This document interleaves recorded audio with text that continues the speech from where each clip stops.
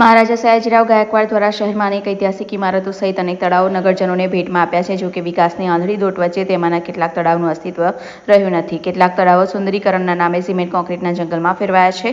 આવા તળાવમાં જૈવ વિવિધતા જળવાતી નથી. પરિણામે જળચરોના જીવન અસ્તિત્વ સામે ખતરો ઊભો થાય છે. શહેરના તળાવમાં વારંવાર માછલી મરવાના બનાવો બનતા હોય છે, પણ સ્માર્ટ સિટીનું અસંવેદનશીલ તંત્ર માછલીઓના મૃત્યુને ગણકારતું નથી. શહેરમાં કુલ 48 જેટલા તળાવો આવ્યા છે, તેમાંથી 27 જેટલા તળાવનું બ્યુટિફિકેશન કરવામાં આવ્યું છે. કામગીરીના ભાગરૂપે 4 થી 5 તળાવોનું રિનોવેશનનું કામ હાલ પાલિકા તંત્ર દ્વારા હાથ ધરવામાં આવ્યું છે. પ્રી મોન્સૂનની કામગીરીના કારણે વડોદરા મહાનગરપાલિકા દ્વારા શહેરના 6 જેટલા તળાવો ખાલી કરવાની કામગીરી આરંભી છે, જેમાં તરસાલી, દંતેશ્વર, વાસણા, ઉંડેરા અને કાશી વિશ્વનાથ તળાવનો સમાવેશ થાય છે. વડોદરા શહેરમાં વરસાદી પાણીનો નિકાલ ઝડપથી થાય તે માટે વર્ષો જૂના 3 જે કુદરતી કાંસ છે તેની પણ સફાઈમાં તંત્ર લાગ્યું છે. વડોદરામાં દર વર્ષે ચોમાસા પૂર્વે તળાવોના પાણી ઉપર તરતો કચરો, ઝાડી, વનસ્પતિ, ઝાંખરા વગેરે હટાવીને પાણી નિકાલનો રસ્તો ખુલ્લો કરવામાં આવે છે. હાલ ચોમાસા પૂર્વેની કામગીરી તળાવમાં ચાલી રહી છે. હવે આ કામગીરી કેટલીક અસરકારક પુરવાર થશે તે તો ચોમાસા દરમિયાન ખ્યાલ આવશે. વડોદરા શહેરમાં ટોટલ 48 જેટલા તળાવ હતા, એમાંથી 27 તળાવને બ્યુટિફિકેશન કરવામાં આવ્યા છે. એમાંથી લગભગ 4 થી 5 તળાવ હાલ એનું રિનોવેશન પ્રગતિ હેઠળ છે.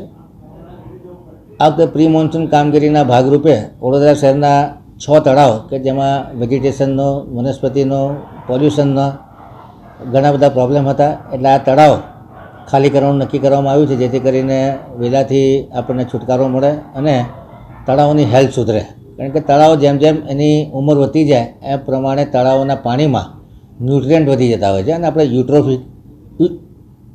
યુટ્રોફિકેશન કહીએ છીએ. અને યુટ્રોફિકેશનના લીધે લીલનું પ્રમાણ, જળકુંભીનું પ્રમાણ વધી જતું હોય છે અને જે એક્વેટિક એનિમલ છે એમના પણ ડેથ થતા હોય છે.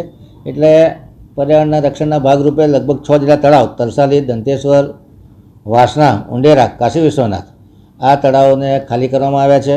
લગભગ આ તળાવ ખાલી કરીએ જેથી કરીને ચોમાસામાં વધારે પાણી આવે તો એમાં બફર તરીકે વધુ પાણી ભરી શકાય, વેલાઓથી નિજાત મળે અને એના જે ઇનલેટ અને આઉટલેટ છે એની પણ સાફ સફાઈ કરવામાં આવી છે. ઇનલેટમાં જે વરસાદીના પાણી આવે છે અને આઉટલેટમાં જે વરસાદીના પાણી છે, જે તળાવો કાંસ જોડે જોડાયેલા છે, આ તમામ ઇનલેટ અને આઉટલેટની સફાઈ કરવામાં આવી છે, જેથી કરીને આ વખતે ચોમાસામાં વધુ વરસાદ પડે તો એક બફર સ્ટોક તરીકે પાણીનો વધુ સંગ્રહ થઈ શકે એ દિશામાં કોર્પોરેશને કામગીરી હાથ ધરી છે.